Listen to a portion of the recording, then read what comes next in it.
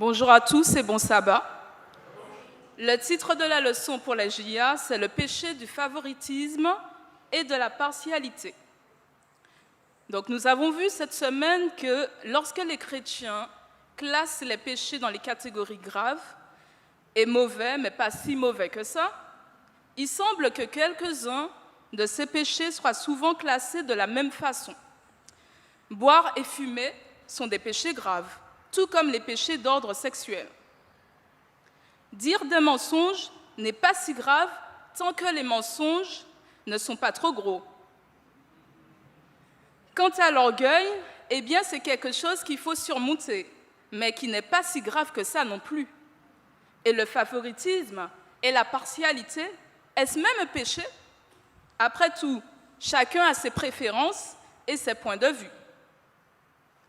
Il est intéressant de constater que les péchés dits pas si mauvais que ça sont moins bien classés dans la parole de Dieu qu'ils ne le sont souvent dans la vision humaine. Le serpent ancien a utilisé un mensonge pour inciter Ève à commettre le premier péché de l'histoire de l'humanité. Donc le diable a été chassé du paradis à cause de son orgueil et parce qu'il a refusé de renoncer à sa vision erronée de lui-même. Le favoritisme et la partialité reviennent à nier la valeur inestimable que Jésus a donnée à chaque vie en faisant le sacrifice de la sienne. Le favoritisme révèle également une mentalité mondaine basée sur des normes mondaines. Vu sous cet angle, on voit plus facilement à quel point c'est grave. Au lieu de dire à ses auditeurs de ne pas être partiaux, Jacques donne un exemple clair de ce que le favoritisme et la partialité peuvent entraîner. Lorsque des gens viennent chez vous et que vous accordez un traitement préférentiel à ceux qui semblent riches et que vous traitez négativement quelqu'un qui semble pauvre, vous faites preuve de partialité. Ainsi, vous qui vivez dans la foi en notre glorieux Seigneur Jésus-Christ, vous ne devez pas agir différemment selon les personnes. Il ne s'agit pas seulement d'une question sociale. C'est aussi une question spirituelle. Dans le royaume de Dieu, tous ont été rachetés au même prix infini. Le sang du Christ.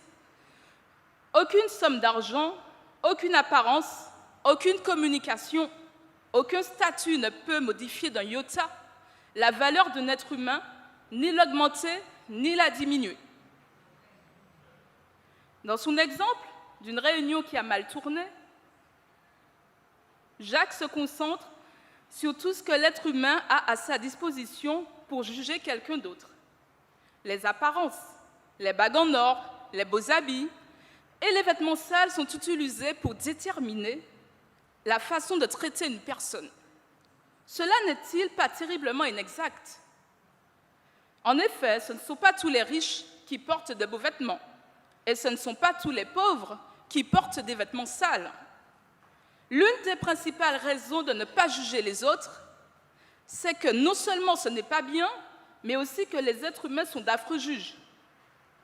Contrairement à Dieu, qui sonde le cœur et peut juger clairement, l'humanité ne voit qu'en surface, ce qui ne fournit pas assez d'informations pour rendre un jugement juste et encore moins équitable. Jacques dit clairement que faire preuve de favoritisme équivaut à porter des jugements fondés sur des mauvaises raisons. Et qu'une telle attitude nie carrément la façon dont Dieu traite les pauvres, qui deviennent riches dans la foi et héritiers du royaume qu'il a promis à ceux qui l'aiment. Jacques rappelle aux croyants que la loi royale peut être résumée et suivie comme suit. Tu dois aimer ton prochain comme toi-même, et que cela suffit.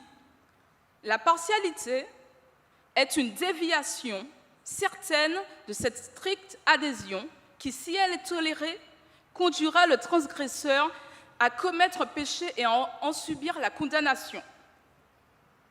Ensuite, l'apôtre semble changer complètement de sujet.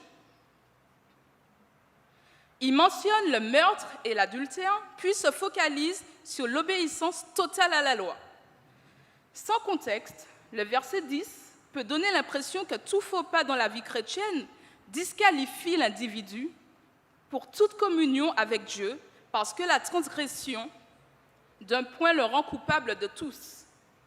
Cependant, connaissant les histoires d'Abraham en termes de mensonges, de David en termes de meurtre, d'adultère, de Salomon, combien de femmes déjà, et de Pierre, reniement de Jésus, et de Paul, persécuteur des chrétiens, cette conclusion ne peut être juste. En regardant de plus près les versets suivants, le sens devient soudain clair. En effet, celui-là même qui a dit « ne commets pas d'adultère » a dit aussi « ne commets pas de meurtre ». Par conséquent, si tu ne commets pas d'adultère, mais que tu commets un meurtre, tu désobéis à la loi. Ici, Jacques nous met en garde contre une obéissance sélective, une obéissance qui dit « Eh bien, je lutte contre la partialité, mais je ne convoite pas, donc je ne suis pas si mauvais que ça. » De la même manière que l'absence d'adultère n'excuse pas le meurtre, l'absence d'un autre péché n'excuse pas la partialité.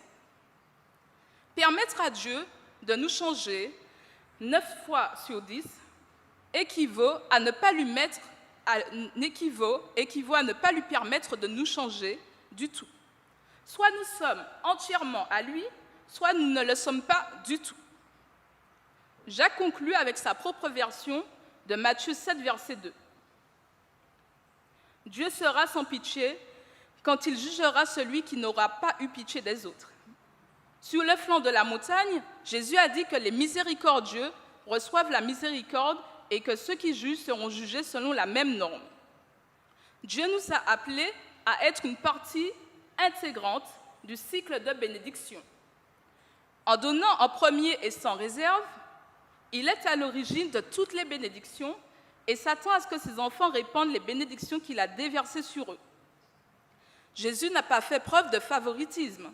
Il a accepté la communion des riches et des pauvres, bref, de quiconque voulait sincèrement de lui. Il a instruit les uns et les autres dans le royaume de Dieu, révélant même des vérités convoitées à une femme ostracisée alors qu'elle était au puits et de nuit à un chef religieux perplexe. Il n'aimait pas plus les gens parce qu'ils exerçaient un grand ministère ou participaient à des activités religieuses.